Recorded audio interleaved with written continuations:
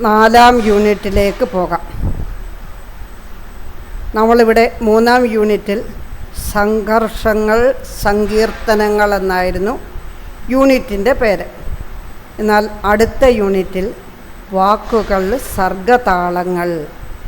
സർഗം സൃഷ്ടിയുടെ താളം വാക്കുകളാണ്. അതിൻ്റെ തുടക്കത്തിൽ പ്രശസ്തനായ കവി പാബ്ലോ നെരൂദയുടെ ഏതാനും വരികൾ കൊടുത്തിട്ടുണ്ട്. ഈ വരികൾ നിങ്ങൾക്ക് സുപരിചിതമാണ്, ഇംഗ്ലീഷിൽ നിങ്ങൾ പഠിക്കുന്നുണ്ട് അല്ലേ? ഈ പാബ്ലോ നെരൂദയുടെ ഒരു കവിത നിങ്ങൾക്ക് ഇംഗ്ലീഷിൽ പഠിക്കാനില്ലേ? അതുകൊണ്ട് തന്നെ നിങ്ങൾക്കിത് സുപരിചിതമാണ്. ഈ വരികൾ ഞാനൊന്ന് വായിക്കാം.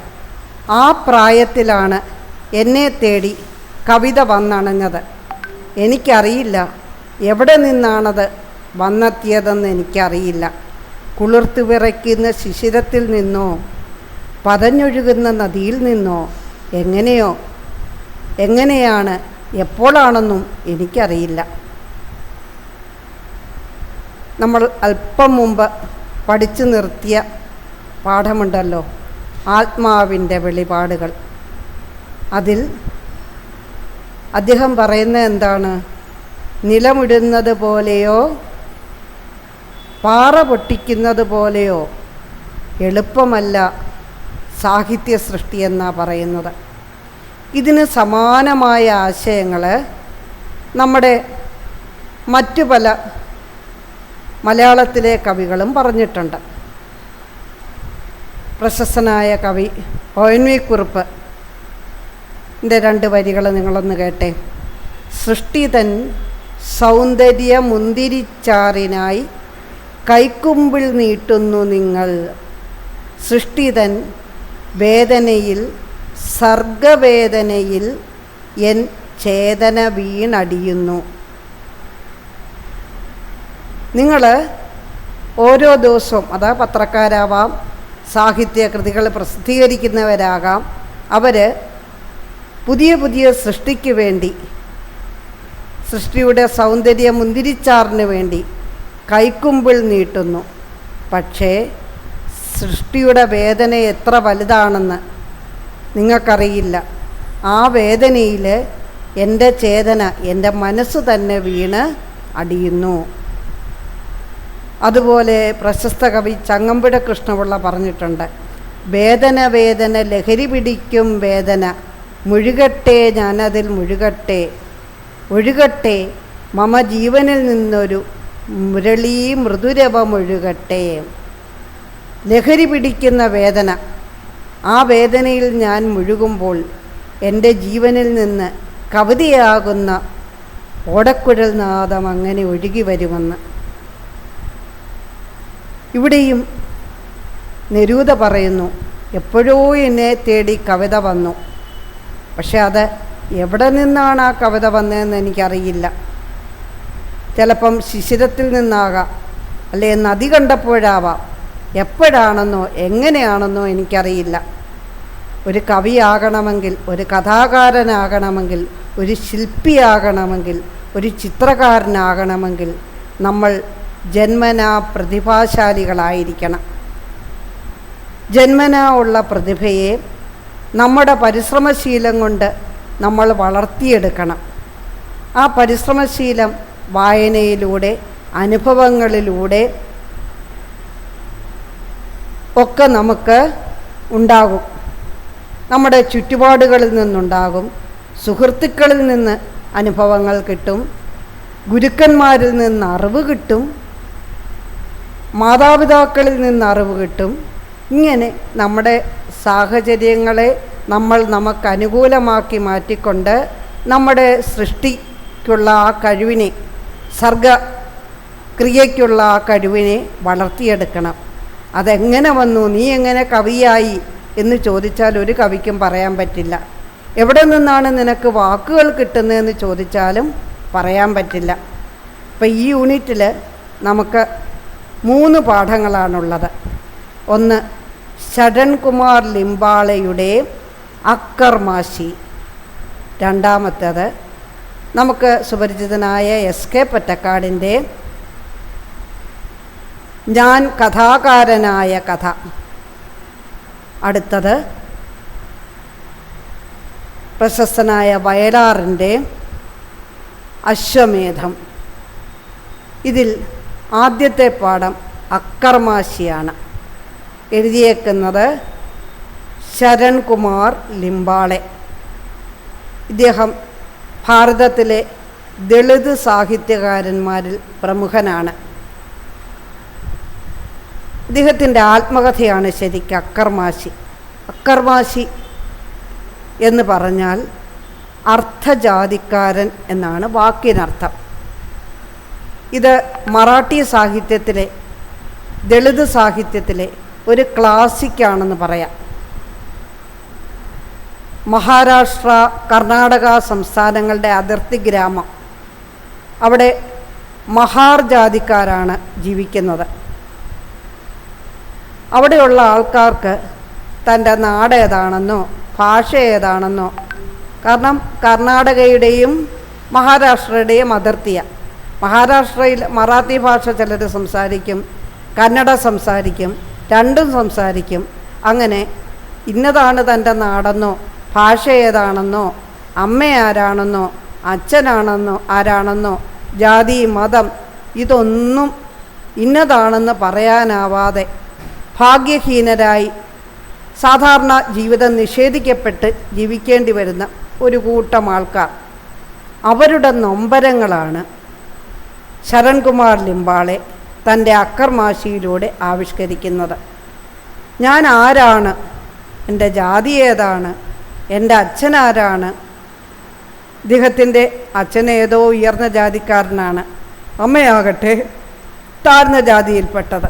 അപ്പോൾ ഉയർന്ന ജാതിയിൽ ഇദ്ദേഹത്തെ വിട്ട് കൂട്ടത്തുമില്ല. അച്ഛനാരാന്നറിയാത്തവനെന്ന് അമ്മയുടെ കൂട്ടരും പറയും. മതവേദ ജാതി ഏതാ ഒന്നും അറിയില്ല. അപ്പം താൻ ആരാണെന്ന ചിന്ത ജീവിതത്തിലുടനീളം അലട്ടിയ ദളിതരുടെ പ്രതിനിധിയാണ് ലിംബാളെ. ഇദ്ദേഹത്തിൻ്റെ ജനനം 1959 മഹാരാഷ്ട്രയിലാണ് ജനിച്ചത്. ഇദ്ദേഹത്തിന് ഫ്രഞ്ച് ഉൾപ്പെടെയുള്ള ഭാഷകളെല്ലാം അറിയാം. ഇദ്ദേഹത്തിൻ്റെ ഈ കൃതി ഫ്രഞ്ച് ഉൾപ്പെടെയുള്ള ലോകഭാഷകളിലേക്കൊക്കെ വിവർത്തനം ചെയ്യപ്പെട്ടു. ഇദ്ദേഹം നാസിക് ആസ്ഥാനമായ യശ്വന്തറാവു ചവാൻ മഹാരാഷ്ട്ര ഓപ്പൺ യൂണിവേഴ്സിറ്റിയുടെ പൂനെ ഡിവിഷനിലെ റീജിയണൽ ഡയറക്ടറായിട്ട് പ്രവർത്തിക്കുന്നു. അപ്പോൾ ഇത്രയധികം ദുരിതങ്ങൾ അനുഭവിക്കേണ്ടി വന്നെങ്കിലും ഇപ്പോൾ ഇദ്ദേഹം ഏത് സ്ഥാനത്താണെന്നുള്ളത് ഓർക്കണം. അക്കർമാശി ദലിത് സാഹിത്യ സൗന്ദര്യശാസ്ത്ര, അതൊരു വിമർശനമാണ്. ചുവാചൂത്ത്, ബഹുജൻ, ഹിന്ദു, ഇതൊക്കെ നോവലുകൾ. ഇത്രയുമാണ് അദ്ദേഹത്തിൻ്റെ കൃതികൾ.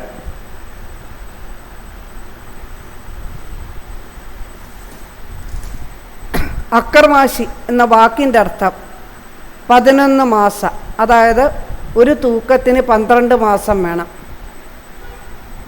ഒരു മാസം കുറവ് വരും. അത് അപൂർണമായ അക്കർമാശികളായ മനുഷ്യരും അപൂർണരാ. മഹാരാഷ്ട്രക്കാരോ കർണാടകക്കാരോ എന്ന് തിരിച്ചറിയാൻ പറ്റത്തില്ല. ഭാഷയാണേ മറാത്തിയോ കന്നഡയോ എന്ന് തിരിച്ചറിയാൻ പറ്റത്തില്ല. അമ്മ മഹാർ ജാതിക്കാരിയാണെങ്കിലും അച്ഛൻ ലിംഗായത്തുകാരനാണ്. അങ്ങനെ അർത്ഥജാതിയായി ജീവിക്കേണ്ടി വന്നു. അക്കർമാശി എന്ന ശീർഷകത്തിൻ്റെ ഔചിത്യം ഇത്രയും നിങ്ങൾ എഴുതണം. ഇതിൻ്റെ അർത്ഥം 11 മാസം എന്നാണ്. ഒരു തൂക്കത്തിന് 12 മാസം വേണം. 12 ഇല്ല, 11 മാസം, 11 ഉള്ളൂ, അപൂർണമായിട്ടുള്ള ഒന്ന്. പിന്നെ താൻ ഏത് നാട്ടുകാരനാണെന്നറിയില്ല. തൻ്റെ ഭാഷ മറാത്തിയാണോ കന്നഡയാണോ എന്നറിയില്ല. താൻ മഹാർ ജാതിക്കാരനാണോ ലിംഗായത്തുകാരനാണോ എന്നറിയില്ല. അങ്ങനെ എല്ലാ തരത്തിലും അർത്ഥജാതിക്കാരനായി ജീവിക്കേണ്ടി വന്ന ഒരാളുടെ ജീവിതം. ഇദ്ദേഹം ഈ ദാരിദ്ര്യം, കഷ്ടപ്പാട്, അപമാനം ഇതെല്ലാം അനുഭവിക്കുന്ന ഒരു ജാതിയുടെ അനുഭവങ്ങളിലൂടെയാണ് കടന്നു പോകുന്നത്. തൻ്റെ ജീവിതത്തിലെ ചില അനുഭവങ്ങളാണ് ഇതിലൂടെ അദ്ദേഹം വിശദീകരിക്കുന്നത്. അദ്ദേഹത്തിൻ്റെ ഏറ്റവും വലിയൊരു സ്വപ്നമാണ് സിനിമ കാണുക. അദ്ദേഹത്തിനൊരു മാമയുണ്ട്, കുമാർ മാമ. അദ്ദേഹം എന്ന് സിനിമ കാണാൻ മോഹിച്ച് വീട്ടിൽ നിന്ന് ഇറങ്ങും. എന്നിട്ട് അലഞ്ഞു തിരിഞ്ഞ് നടന്ന് തിരിച്ചു വരും. അങ്ങനെ തിരിഞ്ഞ് നടക്കുന്നത് തന്നെ തേടി വരുന്ന കടക്കാരിൽ നിന്നൊക്കെ രക്ഷപ്പെടാനാണ്. ഇദ്ദേഹം ജീവിക്കുന്നത് ആ കുമാർ മാമയും ശാന്ത ആത്തിയുമുള്ള വീട്ടിലാണ്. ആത്തിയാണെങ്കിൽ സദാസമയവും ഈ ചപ്പുചവറുകൾ പെറുക്കിക്കൊണ്ട് നടക്കുന്ന ഒരു സ്ത്രീയാണ്. അതാണ് അവരുടെ ജോലി. പകൽ മുഴുവൻ കറങ്ങി നടക്കുന്ന കുമാർ മാമയും പൈസയ്ക്ക് വേണ്ടി അയാളുടെ കടക്കാർ അവരുടെ ശാന്തമുത്തശ്ശിയെ ശല്യപ്പെടുത്തിക്കൊണ്ടിരിക്കും. ഇവരുടെ ഇടയ്ക്ക് ഈ ശാന്തമുത്തശ്ശിയോടൊപ്പം ഇവരെന്നും ഈ ചപ്പുചവറുകൾ പെറുക്കാൻ പോകും. പൊട്ടിയ കുപ്പിയും കീറക്കടലാസും പഴന്തുണിയും ഒക്കെ പെറുക്കിക്കൊണ്ട് നടക്കും. അതൊക്കെ പെറുക്കിക്കൊണ്ട് നടന്ന് വിറ്റെങ്കിലേ അവർക്ക് അന്നന്നത്തെ ജീവിത ചെലവ് കടന്നു പോകും. ഈ ചവർക്കൂമ്പാരത്തിനകത്ത് അവർ കൈയിട്ടിളക്കുമ്പോൾ കിട്ടിയതെല്ലാം പെറുക്കി കൊടുക്കും. അപ്പം ചിലപ്പോൾ വലിയ കടലാസ് പൊതികൾ കിടക്കും. അതിനകത്ത് തിന്നാനുള്ള എന്തെങ്കിലുമാണെന്ന് കരുതി വളരെ ആകാംക്ഷയോടെ കൊതിയോടെ തുറന്നു നോക്കും. അപ്പോൾ അത് മനുഷ്യമലമാണെന്ന് തിരിച്ചറിയും. അതുപോലെ മിഠായി പൊതിഞ്ഞു വരുന്ന കടലാസുകൾ കണ്ടാൽ എപ്പോഴും അവൻ്റെ വായിൽ വെള്ളം ഊറും. എന്നാലും ഇതിൻ്റെ എല്ലാം ഇടയ്ക്ക് ഈ ദാരിദ്ര്യത്തിൻ്റെയും കഷ്ടപ്പാടിൻ്റെയും നഷ്ടബാല്യത്തിൻ്റെയും ഇടയിൽ ശരൺകുമാറിന് ഒരു പ്രത്യേകതയുണ്ടായിരുന്നു. അക്ഷരങ്ങളോടുള്ള അടങ്ങാത്ത അഭിനിവേശം, സ്നേഹം. വഴിയിൽ ചവറിൽ പതിഞ്ഞു കിടക്കുന്ന കീറക്കടലാസുകളിൽ വീണുകിടക്കുന്ന അക്ഷരങ്ങൾ കൊതിയോടെ വായിക്കാനുള്ള താല്പര്യം. അപ്പോൾ ഇങ്ങനെ പലപ്പോഴും ഈ ജീവിതം, ചപ്പുചോറുകൾ പെറുക്കി വയ്ക്കുന്ന തൻ്റെ ജീവിതം, ആ ചപ്പുചോറുകൾ തൂക്കി വിൽക്കുന്നതോടൊപ്പം തങ്ങളുടെ വിശപ്പും തൂക്കി വിൽക്കുകയാണെന്ന് അവന് പലപ്പോഴും തോന്നിയിട്ടുണ്ട്. ചപ്പുചവറുകൾക്ക് പകരം തങ്ങളുടെ വിശപ്പ് തൂക്കി വിറ്റാൽ അതിനായിരിക്കും തൂക്കക്കൂടുതൽ. അല്ലെങ്കിൽ ഏതിനാണ് തൂക്കക്കൂടുതലെന്ന് അറിയാമല്ലോ എന്നവൻ ചിന്തിക്കാറുണ്ട്. മനുഷ്യർക്ക് ഈ ചപ്പുചവറിൻ്റെ വില പോലും ഇല്ലാത്ത ഒരു സാഹചര്യം. അതാണ് അവൻ്റെ ബാല്യം. ഇനി ഇവനെ സ്കൂളിൽ വിട്ടു. ചബൽഗാവിലെ സ്കൂളിലാണ് അവൻ പഠിക്കുന്നത്. അപ്പം സ്കൂളിലേക്ക് കുഞ്ഞു പോയി. സ്കൂളിൽ ഒരു പഠിത്തത്തിലല്ലാതെ മറ്റൊന്നിലും ശ്രദ്ധിക്കാതെയുള്ള സാധാരണ കുട്ടികളുടെ സ്വാതന്ത്ര്യമൊന്നും അവനില്ല. നേരത്തെ ആണെങ്കിൽ ചുങ്കിയിൽ സ്കൂളിലായിരുന്നപ്പോൾ അവന് മറ്റു കുട്ടികളോടൊക്കെ കളിക്കാനും ഒക്കെ പറ്റുമായിരുന്നു. പക്ഷേ ഇതിപ്പം അവനൊന്നും പറ്റത്തില്ല. കാരണം അവനെ അവിടെ താമസിച്ച് പഠിപ്പിക്കുക. അപ്പം താമസിച്ച് പഠിക്കുമ്പോൾ ഇവനെ കാണാൻ വേണ്ടി മൈലുകൾ നടന്ന്, എത്ര ദൂരമാണ് നടന്നതെന്നൊന്നും അറിഞ്ഞൂടാ, കയ്യിൽ കാശില്ലാത്തതുകൊണ്ട് 4 മൈൽ അകലെയാണ് ഇവൻ്റെ സ്കൂള്. അത്രയും ദൂരം നടന്ന് ഇവനെ സ്വപ്നം കണ്ടു. ഇവനെ കാണണമെന്ന് ആഗ്രഹിച്ച് നടന്നു വരും സാന്താമായി. അങ്ങോട്ടും ഇങ്ങോട്ടും നടന്നാണ് പോകുന്നത്. അപ്പം പോകുമ്പം ബസ് സ്റ്റാൻഡിൽ ആരോ മറന്നിട്ട് പോയ ഒരു പഴയ ചെരുപ്പ് കാണുന്നു. അത് കുഞ്ഞിന് കൊണ്ട് കൊടുക്കുമ്പോൾ ആ ചെരുപ്പ് പെൺകുട്ടികളുടെ ചെരുപ്പാണെന്ന് ആരോ പറയും. പക്ഷേ ആ ചെരുപ്പ് പോലും ഇല്ലാത്തവരാണ് അവൻ്റെ കൂടുള്ള മറ്റു കുട്ടികൾ. അപ്പോൾ ആ ചെരുപ്പിൻ്റെ വള്ളി പൊട്ടിയതാണ്. അതൊരു ചെരുപ്പ് കുത്തിയെ കൊണ്ട് തയ്പ്പിക്കാമെന്ന് കരുതി. അപ്പോൾ ചെരുപ്പ് കുത്തിയെടുക്കെ ചെന്ന് കഴിഞ്ഞപ്പോൾ ഇവർ മഹാർജാതിക്കാരാണെന്ന് കണ്ടപ്പോൾ അയാളത് തയ്ക്കാൻ മനസ്സ് കാണിക്കുന്നില്ല. അപ്പം ജാതീയമായ അവഗണന അവിടെയും അനുഭവിക്കുന്നു. ഇനി ഇവൻ്റെ ജീവിതത്തിലുണ്ടായ മറ്റൊരു സംഭവം, ഒരു ദിവസം ഇവനും കൂട്ടുകാരും കൂടെ നടന്നു പോകുമ്പോൾ വഴിയിൽ 30 രൂപ വീണ് കിട്ടി. ആ 30 രൂപ നമുക്ക് സിനിമ കാണാനും ഒക്കെ ആയിട്ട് പങ്കിട്ടെടുക്കാമെന്ന് കൂട്ടുകാരൊക്കെ പറഞ്ഞു. പപ്പാതി എടുക്കാം എന്നൊക്കെ പറയും. നിനക്കല്ലേ രൂപ കിട്ടിയത്, നീ അതിൽ കൂടുതലെടുത്തോ, കുറച്ച് ഞങ്ങൾക്ക് താ എന്നൊക്കെ കൂട്ടുകാർ പറഞ്ഞിട്ടും അവനതിന് മനസ്സ് കാണിക്കുന്നില്ല. സ്കൂൾ അസംബ്ലിയിൽ വെച്ച് അത് തൻ്റെ പ്രധാന അധ്യാപകൻ്റെ കയ്യിൽ കൊടുക്കുന്നു. അപ്പോൾ അവൻ്റെ ക്ലാസ് മത്സരങ്ങളിൽ, കായിക മത്സരങ്ങളിലൊക്കെ അപ്രാവശ്യം 1-ാം സ്ഥാനം കിട്ടിയില്ല. പക്ഷേ ഇവൻ്റെ സത്യസന്ധത കൊണ്ട് അവൻ്റെ പേര് ഉച്ചഭാഷിണിയിലൂടെ ഹെഡ് മാസ്റ്റർ ഉറക്കെ വിളിച്ചു പറഞ്ഞ് ഇവനെ പരസ്യമായിട്ട് അഭിനന്ദിച്ചു. അക്കൊല്ലം അവരുടെ ക്ലാസ് കായിക മത്സരങ്ങളിൽ തോറ്റുപോയിരുന്നു. പക്ഷേ എല്ലാവരുടെയും മുമ്പിൽ വെച്ച് ശരണിനെ അഭിനന്ദിച്ചതോടുകൂടി ക്ലാസ് ടീച്ചർ പറഞ്ഞു, സ്പോർട്സിൽ തോറ്റുപോയത് സാരമില്ല, ഈ കുട്ടി ലിംബാളെ കാണിച്ച സത്യസന്ധതയുണ്ടല്ലോ, അത് ആ ക്ലാസ്സിൻ്റെ മുഴുവനും വിജയമാണ്.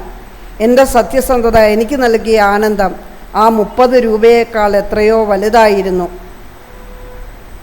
നമ്മൾ ഇദ്ദേഹത്തിൻ്റെ ജീവിതം പഠിക്കുമ്പോൾ ഇനിയും ചില കാര്യങ്ങൾ കൂടെ നമ്മൾ മനസ്സിലാക്കേണ്ടതുണ്ട് ഇവരുടെ ജീവിതത്തെക്കുറിച്ച്. ചപ്പുചവറുകൾക്ക് പകരം തൂക്കി നോക്കേണ്ടത് ഞങ്ങളുടെ വിശപ്പാണെന്ന് എനിക്ക് തോന്നി. ഇവരെ വിശപ്പടക്കാൻ വേണ്ടി പലപ്പോഴും ഈ പശുക്കൾ നടന്നു പോകുന്നിടത്ത് അതിൻ്റെ ചാണകത്തിൽ നിന്ന് ധാന്യം തോണ്ടിയെടുക്കും. എന്നിട്ടത് കഴുകി ഉണക്കി പൊടിച്ച് ആ ധാന്യം അത് കഴുകാൻ വേണ്ടി ചെല്ലുമ്പോൾ ഇവർക്ക് നദിയിൽ താണജാതിക്കാർക്ക് വേണ്ടി കഴുകാനുള്ള ഒരു സ്ഥലമുണ്ട്. മുകൾ ഭാഗമൊക്കെ ഉയർന്ന ജാതിക്കാർക്ക്. അപ്പോൾ ഇവർ കഴുകുന്നതിൻ്റെ ഇടയ്ക്ക് മുകളിൽ നിന്ന് നദിയിലൂടെ മനുഷ്യമലം ഒഴുകി വരും. ആ മലത്തിലൂടെയാണ് അവർ ഈ ധാന്യം കഴുകിയെടുക്കുന്നത്. പശുവിൻ്റെ ചാണകത്തിൽ നിന്ന് കിട്ടുന്ന ധാന്യം കഴുകാൻ പോകുമ്പോൾ ഉണ്ടാകുന്ന പ്രയാസം വേറൊന്ന്. അതുപോലെ ചത്ത പശുവിനെ ഉയർന്ന ജാതിക്കാരും ഉപയോഗിക്കത്തില്ല. ചത്ത പശുവിനെ ആയാലും പന്നിയെ ആയാലും ഒന്നും അവരാരും ഉപയോഗിക്കത്തില്ല. ഇവർക്ക് കൊടുക്കും. ആ പശുവിൻ്റെ മാംസം വേവിച്ചും അതുണക്കിയും ആണ് ശരൺകുമാറിൻ്റെ കുടുംബവും മറ്റ് ദളിതരും ജീവിതം ചെലവഴിക്കുന്നത്. അപ്പോൾ അത്രമാത്രം ദാരിദ്ര്യം ഇവരനുഭവിക്കുന്നുണ്ട്. അപ്പോൾ ഈ ചവറുകളേക്കാൾ തൂക്കം തങ്ങളുടെ വിശപ്പിനുണ്ടെന്ന് ഇവർക്ക് തോന്നും. ഒരിക്കൽ പോലും വയറ് നിറച്ച ഭക്ഷണം കിട്ടാത്ത ദാരിദ്ര്യം. നമ്മൾ പാർശ്വവൽക്കരിക്കപ്പെട്ടവരെന്ന് പറയത്തില്ലേ, അങ്ങനെ പാർശ്വവൽക്കരിക്കപ്പെട്ട ഒരു സമൂഹത്തിൻ്റെ വളരെ ദയനീയമായ അവസ്ഥ. ഈ വയറ് തന്നെ ദൈവം തങ്ങൾക്ക് നൽകിയ ഒരു വലിയ തെറ്റാണ്, തങ്ങളോട് ചെയ്ത തെറ്റാണെന്ന് അദ്ദേഹം എപ്പോഴും ചിന്തിച്ചിട്ടുണ്ട്. അപ്പം ഈ മനുഷ്യർക്ക് ഈ ചപ്പുചവറുകളുടെ വില പോലുമില്ലെന്ന് അദ്ദേഹം അതുകൊണ്ടാണ് ചിന്തിച്ചത്. ഇവർ അയിത്തക്കാരാണ്. ഒരു കാലത്ത് നമ്മുടെ നാട്ടിലും ഈ അവസ്ഥയുണ്ടായിരുന്നു. തൊട്ടുകൂടാത്തവർ, തീണ്ടിക്കൂടാത്തവർ, ദൃഷ്ടിയിൽപ്പെട്ടാൽ പോലും മാറ്റി നിർത്തേണ്ടവരായ ആൾക്കാർ നമ്മുടെ നാട്ടിലും ഉണ്ടായിരുന്നു. അവർ ഈ താണജാതിക്കാർ, ഉയർന്ന ജാതിക്കാർ വഴിയിലൂടെ പോകുമ്പോൾ ഒച്ചത്തിൽ ശബ്ദം വെച്ചുകൊണ്ട് പോകണം. കാരണം തൊട്ട് തീണ്ടരുതല്ലോ അതിനു വേണ്ടി. ഇപ്പം വിശപ്പും അപമാനവും ഇവരുടെ കൂടപ്പിറപ്പ. ഒന്നും ഒരു തരത്തിലും അവരുടെ വിശപ്പ് അടക്കാൻ ഇവർക്ക് പറ്റുന്നില്ല. സവർണരായ ആൾക്കാരോടൊപ്പം ഇരുന്ന് പഠിക്കാനോ അവർ വെള്ളം കുടിക്കുന്ന കിണറ്റിൽ നിന്ന് വെള്ളം കുടിക്കാനോ ഇവർക്ക് അവകാശമില്ല. അതുകൊണ്ടാണ് കുമാരനാശാൻ്റെ ചണ്ഡാലക ഭിക്ഷുകി പോലെയുള്ള കൃതികളൊക്കെ ഉണ്ടായത്. അതിനകത്ത് ചണ്ഡാലി മാതങ്കിയോട് വന്ന് ആനന്ദഭിക്ഷു ചോദിക്കുന്നുണ്ട്, ദാഹിക്കുന്നു ഭഗിനി കൃപാരസ മോഹനം കുളിർ തണ്ണീരിദാശു നീ. ഉടനെ അവൾ പറയും, അല്ലലെന്തു കഥയിതു കഷ്ടമേ അല്ലലാലങ്ങു ജാതി മറന്നിതോ ഗ്രാമത്തിൻ പുറത്തങ്ങു വസിക്കുന്ന ചാപർനായകൻ തൻ്റെ കിടാത്തിനാൻ കോപമേലരുതേ ജലം തന്നാലും പാപമുണ്ടാം ഇവളൊരു ചണ്ഡാലി. ഞാനൊരു ചണ്ഡാലിയാണ്, ഞാൻ തരുന്ന വെള്ളം കുടിച്ചാൽ അങ്ങയ്ക്ക് പാപമുണ്ടാകും എന്ന് പറയേണ്ടി വന്നത് അതുകൊണ്ടാണ്. അതുപോലെ ലിംബാളയ്ക്കും സവർണറുടെ കിണറ്റിൽ നിന്ന് വെള്ളം കുടിക്കാനോ അവരോടൊപ്പം ഇരുന്ന് പഠിക്കാനോ അമ്പലത്തിൽ പോകാനോ ഒന്നും അവകാശമുണ്ടായിരുന്നില്ല. എന്നിട്ടും അദ്ദേഹത്തിൻ്റെ ജീവിതത്തിലെ നന്മകൾ, അദ്ദേഹത്തിൻ്റെ അക്ഷരങ്ങളോടുള്ള ഒടുങ്ങാത്ത അഭിനിവേശം, അദ്ദേഹത്തിൻ്റെ അക്ഷരങ്ങളോടുള്ള ഒടുങ്ങാത്ത അഭിനിവേശത്തെക്കുറിച്ച് നമ്മൾ ചിന്തിക്കുമ്പോൾ VT ഭട്ടതിരിപ്പാടിൻ്റെ കണ്ണീരും കിനാവും എന്ന ആത്മകഥയിലേക്കൊന്ന് ചെറുതായിട്ട് കടന്നു പോകാം. അദ്ദേഹത്തിന് അക്ഷരം അറിയില്ല. കാരണം പഠിച്ചുകൊണ്ടിരുന്ന സമയത്ത് അക്ഷരം പഠിക്കാൻ മടിയായിട്ട് അദ്ദേഹം പഠിക്കാതിരുന്നു. വളർന്ന് 10-21 വയസ്സായപ്പോഴാണ് അക്ഷരത്തിൻ്റെ മൂല്യത്തെക്കുറിച്ച് അദ്ദേഹത്തിന് ബോധ്യം വന്നത്. അദ്ദേഹത്തിൻ്റെ അടുത്ത് ഒരു തീയാടി പെൺകുട്ടി വന്ന് തൻ്റെ ബുക്ക് കാണിച്ചിട്ട് ഇതൊന്ന് പറഞ്ഞു തരാമോ എന്ന് ചോദിക്കും. അപ്പം അദ്ദേഹം പറയുന്നുണ്ട്, കൂനനുറുമ്പ് നുരയിട്ടതുപോലെ ഉള്ള അക്ഷരങ്ങളിലേക്ക് ഞാനൊന്ന് കണ്ണോടിച്ചു, എനിക്കൊന്നും മനസ്സിലായില്ല. അവസാനം അവളെ തന്നെ ഗുരുവാക്കിക്കൊണ്ട് അദ്ദേഹം അക്ഷരങ്ങൾ പഠിച്ചു. രാത്രിയുടെ നിശീഥിനിയുടെ നിശബ്ദതയിൽ ലോകം കണ്ണടച്ചുറങ്ങുമ്പോൾ ഞാൻ ആ അക്ഷരങ്ങൾ വായിലിട്ട് ചവച്ചു. അങ്ങനെ അക്ഷരങ്ങൾ പഠിച്ചു, വാക്കുകൾ കൂട്ടി വായിക്കാൻ പറ്റി. ഒരിക്കൽ പായസം കൊണ്ടുവന്ന അമ്പലത്തിൽ നിന്ന് പായസം കൊണ്ടുവന്ന കടലാസിൽ ഒരു പരസ്യം കണ്ടു. തലയുയർത്തി നിൽക്കുന്ന ഒരു മൃഗത്തിൻ്റെ പടമുള്ള പരസ്യം. മാന്മാർക്ക് കുട. അദ്ദേഹം ഉറക്കെ വായിച്ചു. ആ അക്ഷരം വായിച്ചപ്പോൾ അദ്ദേഹത്തിനുണ്ടായ സന്തോഷം ഉണങ്ങിക്കിടന്ന ചപ്പിലക്കൂട്ടങ്ങളിൽ തീ ആളിക്കത്തുന്നത് പോലെയായിരുന്നു. അതുപോലെ ഒരു ഇഷ്ടം നമ്മുടെ ലിംബാളയ്ക്ക് അക്ഷരങ്ങളോടുണ്ടായിരുന്നു. ഈ ചപ്പുചോറുകൾ പെറുക്കുന്നതിൻ്റെ ഇടയിൽ കാണുന്ന പേപ്പറുകളിൽ അദ്ദേഹം എടുത്ത് വെച്ച് വായിക്കുമ്പോൾ ആ അക്ഷരങ്ങൾ അദ്ദേഹത്തിന് നൽകുന്ന ആനന്ദം വളരെ വലുതായിരുന്നു. അതിനെ ആസ്പദമാക്കി ഒരു ചോദ്യം നിങ്ങൾക്ക് ചോദിക്കാം. അതെന്താണെന്ന് നോക്കാം. നമുക്ക് എന്തായിരിക്കും ചോദിക്കുക എന്ന് നോക്കാം. ഇങ്ങനെ ആയിരിക്കും ആ ചോദ്യം. ശാന്താത്തിയുടെ കൂടെ ഞാനും ചവറ് പെറുക്കാൻ പോകും. ഞാൻ ചവറ് കൂമ്പാരങ്ങളിൽ കൈയിട്ടിളക്കും. എപ്പോഴെങ്കിലും ഒരു നല്ല കടലാസ് കണ്ടെത്തിയാൽ എനിക്ക് വലിയ സന്തോഷം തോന്നും. ഞാനത് നിവർത്തി വായിക്കാൻ തുടങ്ങും. അപ്പം കണ്ണീരും കിനാവിലെ VTയുടെ ആ സന്ദർഭവും നൽകി. ഈ സന്ദർഭവും നൽകിയിട്ട് ഈ ജീവിത സന്ദർഭങ്ങൾ വിലയിരുത്തുന്നതിലൂടെ അക്ഷരങ്ങൾ തുറന്നുകൊടുത്ത ലോകം ഈ എഴുത്തുകാരുടെ ജീവിതത്തെ എങ്ങനെ സ്വാധീനിച്ചുവെന്ന് വ്യക്തമാകും. വായനയുടെ സാധ്യതകൾ എന്ന വിഷയത്തെക്കുറിച്ച് ഒരു പ്രഭാഷണം തയ്യാറാക്കി അവതരിപ്പിക്കുക. വായനയുടെ സാധ്യതകൾ. വായന, നിങ്ങൾ വായനാ ദിനമൊക്കെ ആചരിക്കുന്നവരാണ്. അപ്പം വായന എത്രമാത്രം മഹത്തരമാണെന്ന് മനസ്സിലാക്കുന്നവരാണ്. ഒരു പ്രഭാഷണം തയ്യാറാക്കാൻ പറയുമ്പോൾ നേരത്തെ പറഞ്ഞതുപോലെ ഒരു സംഭാഷണം, ഒരു സംബോധന വേണം. ആ സംബോധനയ്ക്ക് ശേഷം വായനയുടെ സാധ്യതകൾ എന്നതാണ് എൻ്റെ വിഷയം. വായനയുടെ ലോകം ലോകത്തിന് നേരെ തുറന്നിട്ട ഒരു വായന എന്നത് ലോകത്തിന് നേരെ തുറന്നിട്ട ഒരു ജാലകം തന്നെയാണ്. ഈ ലോകത്തെ അറിയാനും ലോകത്തിൽ നടക്കുന്ന കാര്യങ്ങൾ മനസ്സിലാക്കാനും അനുദിനമുണ്ടാകുന്ന പുരോഗതികൾ അറിയാനും കടന്നുപോയ ഭൂതകാലത്തെക്കുറിച്ചും വർത്തമാനകാലത്തെക്കുറിച്ചും ഭാവി കാലത്തെക്കുറിച്ചും അവബോധമുണ്ടാക്കാനും വായന നമ്മെ സഹായിക്കുന്നു. വായനയിലേക്ക് നമ്മളെ നയിക്കുന്നവ ഒരു കാലത്ത് പുസ്തകങ്ങളായിരുന്നു. ഇന്നത് പുസ്തകങ്ങളിൽ നിന്ന് ഈ വായനയിലേക്ക് മാറിയിരിക്കുന്നു. വിവിധ നവമാധ്യമങ്ങളിലൂടെ നമ്മുടെ വായന വളരുന്നു. വായനയിലൂടെ മനോഹരങ്ങളായ കഥകളും കവിതകളും വായിക്കാനും അവയെപ്പറ്റിയുള്ള അറിവ് കിട്ടാനും വായനയിലൂടെ വാക്കുകൾ സ്വായത്തമാക്കാനും നമുക്ക് കഴിയുന്നു. ഇനി പലതരത്തിലുള്ള വായനകൾ, ചരിത്രപരമായ വായന കൊണ്ടുള്ള ഗുണങ്ങൾ, ശാസ്ത്രീയമായ വായന കൊണ്ടുള്ള ഗുണങ്ങൾ, സാഹിത്യ വായന കൊണ്ടുള്ള ഗുണങ്ങൾ, ഇങ്ങനെ അക്കമിട്ട് പറഞ്ഞ് ഓരോ വായനയുടെയും ഗുണങ്ങൾ നിങ്ങൾക്ക് അവതരിപ്പിക്കാം. പക്ഷേ ഒരുപാടങ്ങ് എഴുതിപ്പോകരുത്. ഒരുപാട് എഴുതാൻ പറ്റുന്ന ഒരു വിഷയമാണ്. 1.5 പേജ് എഴുതിയാൽ മതിയാകും. അതനുസരിച്ച് എഴുതിയാൽ മതി. ഇനി നമ്മുടെ പാഠഭാഗത്ത് തന്നേക്കുന്ന മറ്റു ചില ചോദ്യങ്ങൾ നമുക്ക് നോക്കാം. മുൻപിതാക്കൾക്ക് വന്ന ദുഃഖവാർത്തകൾ കേൾപ്പിൻ എൻ പ്രിയ സോദരരെ.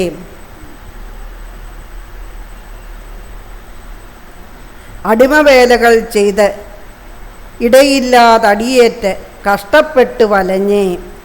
താതനെ ഒരിടത്തും മാതാവെ വേറിടത്തും കുട്ടികൾ അനാഥരായി മഴമഞ്ഞു വെയിലേറ്റൊട്ടേറെ വലഞ്ഞവർ. ഭക്ഷണം കിട്ടുന്നില്ല, താഴുകൾ തുടലുകൾ ഇട്ടവർ പൂട്ടിക്കെട്ടി മുൾക്കമ്പാൽ അടിച്ചിടുന്നു. ഇത് പൊയ്കയിൽ അപ്പച്ചൻ എഴുതിയ പാട്ടുകളിലെ വരികളാണ്. ഇത്തരത്തിലുള്ള ദുരിതങ്ങളും വിവേചനങ്ങളും പാഠഭാഗത്ത് വിവരിച്ചിട്ടുണ്ട്. കണ്ടെത്തി അവതരിപ്പിക്കുക. ശാന്താത്തിയോടൊപ്പം ചപ്പുചവറുകൾ പെറുക്കിയാണ് ശരൺകുമാർ റിമ്പാളയുടെ ബാല്യകാലം കഴിഞ്ഞുകൂടിയിരുന്നത്. ചപ്പുചവറുകൾ പെറുക്കുന്നതിനിടയിൽ എന്തെങ്കിലും പൊതികൾ കണ്ടാൽ കഴിക്കാനുള്ള എന്തെങ്കിലും, തിന്നാനുള്ള എന്തെങ്കിലും കിട്ടും. മുട്ടായി കടലാസ് കണ്ടാൽ കൊതിയോടെ നോക്കി നിൽക്കും. വലിയ പൊതികൾ അഴിക്കുമ്പോൾ മിക്കവാറും അതിൽ മനുഷ്യമലം കണ്ട് അറപ്പോടെ പിൻവാങ്ങേണ്ടി വരുന്ന അവസ്ഥ.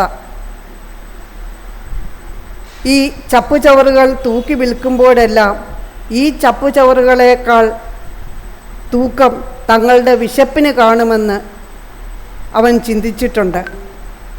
ചപ്പുചവറുകളുടെ അത്ര പോലും വിലയില്ലാത്ത മനുഷ്യജീവിതത്തെക്കുറിച്ചുള്ള പരാമർശം. മറ്റൊന്ന്, ചുങ്കിയിൽ നിന്ന് ചബൽഗാവിലേക്ക് പഠിക്കാനായി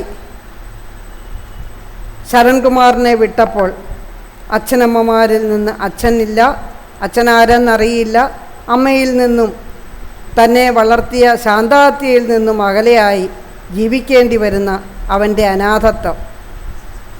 ഉയർന്ന ജാതിക്കാരോടൊപ്പം ഇരുന്ന് പഠിച്ചാൽ, അവർ കഴിക്കുന്ന ഭക്ഷണശാലയിലിരുന്ന് ഭക്ഷണം കഴിച്ചാൽ, അവർ പ്രാർത്ഥിക്കുന്ന അമ്പലത്തിൽ പോയി പ്രാർത്ഥിച്ചാൽ അതെല്ലാം അയിത്തമാണെന്ന് വിചാരിച്ചിരുന്ന കാലം. എന്നു മാത്രമല്ല, പാവം അവൻ്റെ ആദ്യ വഴിയിൽ നിന്ന് കണ്ടെടുത്തു കൊണ്ടുവരുന്ന ചെരുപ്പിൻ്റെ വള്ളി തയ്ക്കാൻ ചെരുപ്പൂത്തിയുടെ അടുക്കൽ ചെന്നപ്പോൾ അയാൾ കാണിക്കുന്ന വിവേചനം. ഇങ്ങനെ എണ്ണമില്ലാത്ത അപമാനങ്ങളിലൂടെ കഷ്ടപ്പാടുകളിലൂടെ കടന്നു വന്ന ലിംബാളയുടെ ജീവിതം മുകൾ പറഞ്ഞ വരികൾക്ക് സമാനം തന്നെയാണ്. വൈകുന്നേരങ്ങളിൽ ഞാൻ ശാന്തമുത്തശ്ശിയോടൊപ്പം പഴം വച്ച വണ്ടി ഉന്തി നടക്കും. പഴം വണ്ടി തള്ളുന്നതിനിടയിൽ ശാന്തമുത്തശ്ശി ഉറക്കെ വിളിച്ചു പറയുന്നുണ്ടാകും. ശാന്താത്തിയുടെ ജീവിത പരിസരം പാഠസന്ദർഭത്തിൽ നിന്ന് കണ്ടെത്തി എഴുതുക.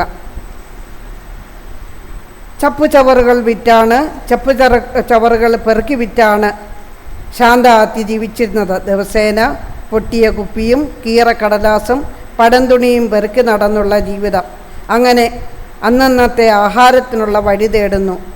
അത് വിറ്റ് കിട്ടുന്ന തുച്ഛമായ തുക കൊണ്ട് ആഹാരം വാങ്ങാനൊട്ട് തികയുമില്ല.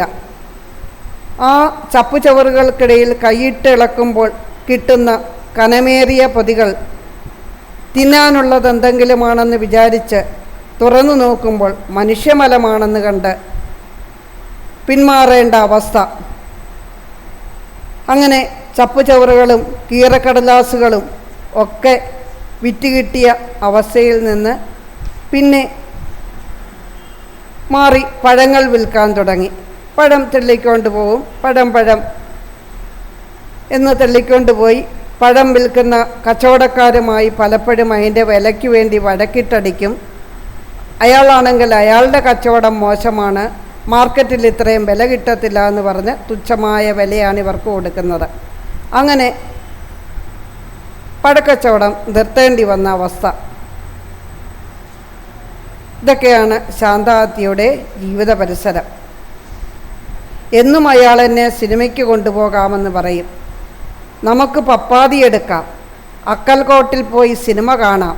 എൻ്റെ സത്യസന്ധത എനിക്ക് നൽകിയ ആനന്ദം ആ 30 രൂപയേക്കാൾ എത്രയോ വലുതായിരുന്നു. ലിംബാളയുടെ ജീവിതാനുഭവം പരിചയപ്പെട്ടല്ലോ.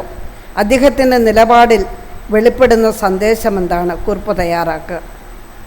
കുമാർ മാമയോടൊപ്പം സിനിമ കാണാൻ പോകാം എന്ന് ഏറ്റവും അധികം ആഗ്രഹിച്ച ഒരു കുട്ടിയാണ് ശരൺ.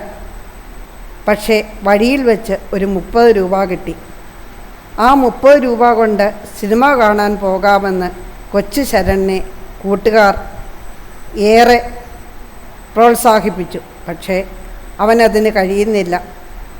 എന്തു വിലയാണ്! ഈ 30 രൂപയുടെ വില നന്നായിട്ടറിയാവുന്നത് കൊണ്ട് അത് കളഞ്ഞുപോയ ആളിന് എന്ത് വിഷമമുണ്ടായി കാണും എന്ന് ചിന്തിക്കാൻ പറ്റുന്നത് കൊണ്ട് അവൻ സ്കൂൾ ഗ്രൗണ്ടിൽ എല്ലാവരും അസംബ്ലിക്ക് വേണ്ടി കൂടി നിൽക്കുന്ന സമയത്ത് ഈ രൂപ ഹെഡ് മാസ്റ്ററുടെ അടുക്കൽ ചെന്ന് അദ്ദേഹത്തിനെ ഏൽപ്പിച്ചു.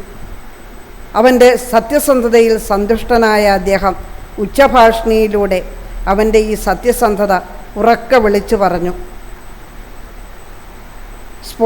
കായിക മത്സരങ്ങളിൽ തോറ്റുപോയ തൻ്റെ ക്ലാസ് ഇവൻ്റെ സത്യസന്ധതയിലൂടെ 1-ാം സ്ഥാനത്തെത്തിയെന്ന് ക്ലാസ് ടീച്ചർ പറഞ്ഞപ്പോൾ തൻ്റെ വീണ് കിട്ടിയ 30 രൂപയേക്കാൾ എത്രയോ വിലപ്പെട്ടതാണ് തനിക്ക് അന്നേരമുണ്ടായ ആനന്ദമെന്നവൻ ചിന്തിക്കുന്നു. അങ്ങനെ സത്യസന്ധതയ്ക്ക് വളരെ പ്രാധാന്യം കൽപ്പിക്കുന്ന ഒരു സന്ദേശം അല്ലെങ്കിൽ ജീവിത മൂല്യത്തിന് പ്രാധാന്യം നൽകുന്ന വ്യക്തിയാണ് ശരണെന്ന് നമുക്ക് മനസ്സിലാകുന്നു. ചവറുകൾക്ക് പകരം തൂക്കി നോക്കേണ്ടത് ഞങ്ങളുടെ വിശപ്പാണെന്ന് എനിക്ക് തോന്നി. ജിംബാളയുടെ ജീവിത പശ്ചാത്തലം വ്യക്തമാക്കാൻ ഇത്തരം പ്രയോഗങ്ങൾ എത്ര ശക്തമാണെന്ന് പാഠഭാഗത്തിൻ്റെ പശ്ചാത്തലത്തിൽ വിവരിക്കുക. നിങ്ങൾക്ക് ഇതിൻ്റെ ഉത്തരം എഴുതുമ്പോൾ ഞാൻ പറഞ്ഞു തന്നിട്ടുള്ള മറ്റ് കാര്യങ്ങളും കൂടെ കൂട്ടിച്ചേർത്തിട്ട് ചവറ് പെറുക്കി നടന്നതും അതിനകത്ത് കനത്ത പൊതി കാണുന്നതും മുട്ടായി കടലാസ് കാണുന്നതും ഒക്കെ സൂചിപ്പിച്ച് ആ ചവറിൻ്റെ അത്ര വില പോലും ഇല്ലല്ലോ മനുഷ്യൻ്റെ ജീവിതത്തിനെന്നുള്ള ചിന്ത വിശദമായിട്ട് കാണിക്കണം. പാഠഭാഗത്ത് തെളിയുന്ന സാമൂഹ്യ ജീവിതത്തെക്കുറിച്ച് വിവരണം തയ്യാറാക്കുക. എഴുതാമല്ലോ സാമൂഹ്യ ജീവിതത്തെക്കുറിച്ച് വിവരണം. നമ്മൾ ആദ്യം പറഞ്ഞതുപോലെ തന്നെ അക്കർമാശി എന്ന ആ പദത്തിൻ്റെ അർത്ഥം തന്നെയാണ് ഇവിടെ തെളിയുന്ന സാമൂഹ്യ ജീവിതം. കർണാടകയ്ക്കും മഹാരാഷ്ട്രയ്ക്കും ഇടയ്ക്ക് താമസിക്കുന്ന മനുഷ്യർ, അവർക്ക് സ്വന്തമായ ദേശമില്ല, സ്വന്തമായ ഭാഷയില്ല. മറാത്തിയോ കന്നഡയോ പറയും. അച്ഛൻ ലിംഗായത്തുകാരൻ, അമ്മ മഹാർ ജാതിക്കാരി. അപ്പം താണജാതിക്കാരുടെ ഇടയ്ക്ക് അച്ഛൻ ലിംഗായത്താണെന്നുള്ള രീതിയിൽ വേർതിരിക്കപ്പെടുന്നു. എന്നാൽ ലിംഗായത്തുകാരനായ അച്ഛൻ്റെ ജാതിക്കൊപ്പം താമസിക്കാനൊട്ട് അവകാശവുമില്ല. വെറും 11 മാസം തൂക്കമുള്ള ഒരു ജീവിതം, അപൂർണമായ ജീവിതം. ജാതിയോ മതമോ എന്താണ് ഒന്നിനും നിശ്ചയമില്ലാത്ത ഒരു ജീവിതം. നിരന്തരം ദാരിദ്ര്യം, അപമാനം, ഇതൊക്കെയാണ് അവരുടെ ജീവിതം. ഇതേപോലെയുള്ള സാമൂഹ്യ ജീവിതം എല്ലാ ലോകത്തുമുണ്ടായിരുന്നു. ഭാരതത്തിൻ്റെ ഒരു കാലഘട്ടത്തിലെ അവസ്ഥ നമ്മൾ ശ്രീനാരായണ ഗുരു പഠിച്ചപ്പോൾ കേരളത്തെ ഭ്രാന്താലയമെന്ന് വിവേകാനന്ദൻ വിശേഷിപ്പിക്കാനുണ്ടായ സാഹചര്യമൊക്കെ പഠിച്ചതാണ്. അപ്പോൾ അതനുസരിച്ച് നിങ്ങൾക്ക് വിവരണം തയ്യാറാക്കാൻ പറ്റും. ഇനിയും താഴെ കൊടുത്തിട്ടുള്ള പദങ്ങൾ അർത്ഥവ്യത്യാസം വരാതെ വിഗ്രഹിച്ചെഴുതുക. പഴക്കട, പഴത്തിൻ്റെ കട. തീവണ്ടി, തീ കൊണ്ട് ഓടുന്ന വണ്ടി. വിശിഷ്ട നിമിഷം, വിശിഷ്ടമായ നിമിഷം. മഹാകവി, മഹാനായ കവി അല്ലെങ്കിൽ മഹാകാവ്യം എഴുതിയ കവി, മഹാകവി. ഇതുപോലെയുള്ള ചോദ്യങ്ങളൊക്കെ നിങ്ങൾക്ക് ചോദിക്കാം. അക്കർമാശി നന്നായിട്ട് ഉത്തരവെഴുതാൻ പറ്റട്ടെ. വാക്കുകൾ സർഗതാളങ്ങൾ എന്നാണ് നമ്മുടെ യൂണിറ്റിൻ്റെ പേര്. ഇദ്ദേഹത്തിൻ്റെ അനുഭവങ്ങളാണ് അദ്ദേഹത്തെ സർഗപ്രക്രിയയിലേക്ക് നയിച്ചത്.